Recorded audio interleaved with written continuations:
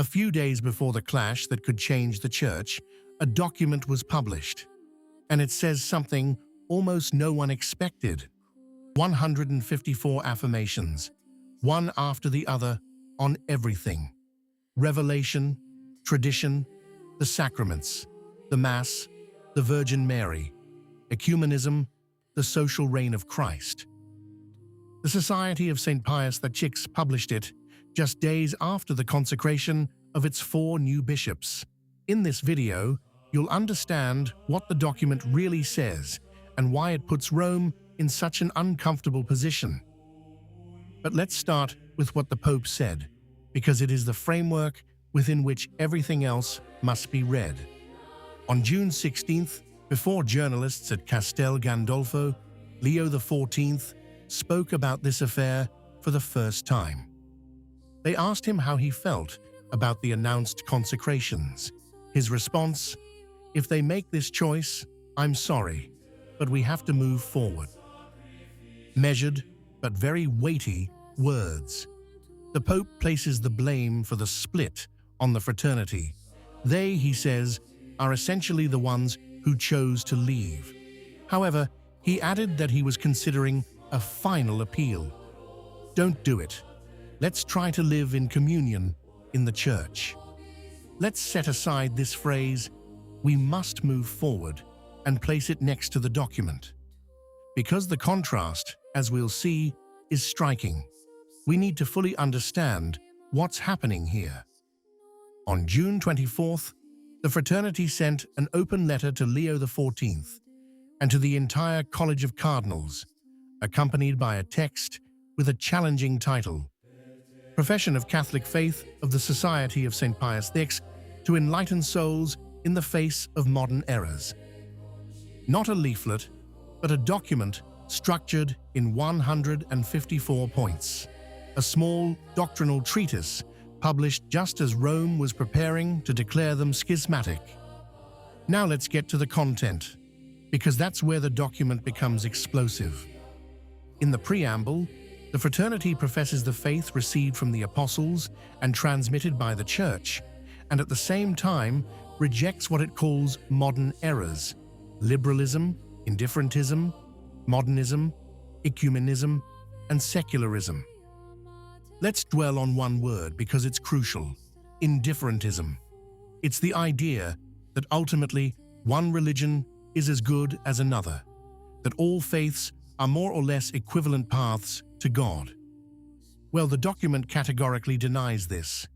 It expressly rejects the idea that non-Christian religions can reflect a ray of that truth that enlightens every man, or that they are legitimate ways for God to positively lead men to salvation.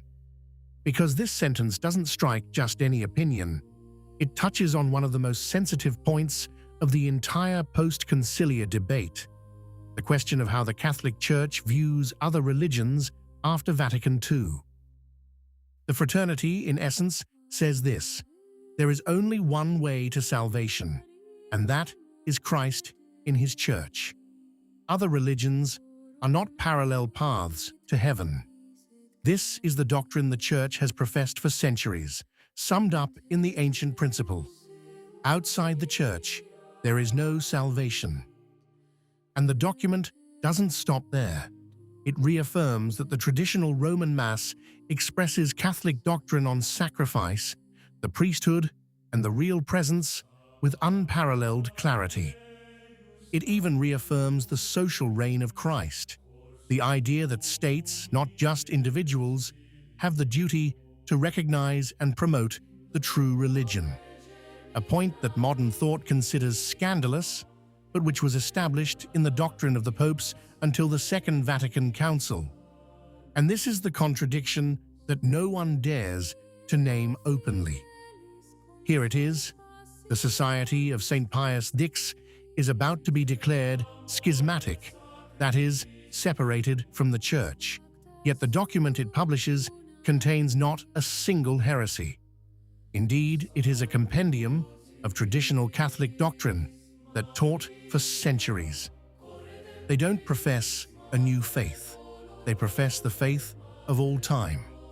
And so the rift isn't over the dogmas of faith, but over something else, over whether or not to accept the innovations introduced by the Second Vatican Council, particularly regarding religious freedom and ecumenism.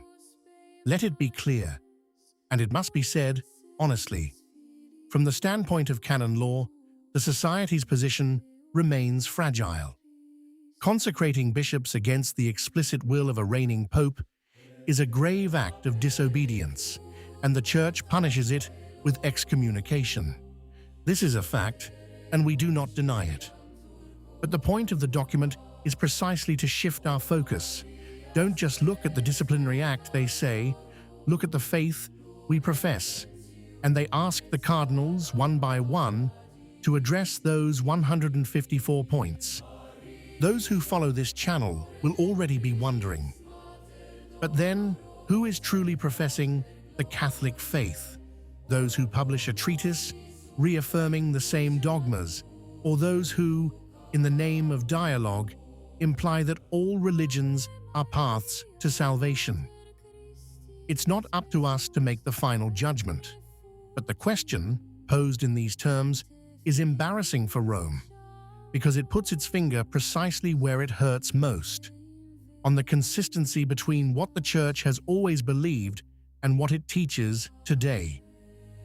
And it is here that the fraternity's gesture proves astute, as well as sincere.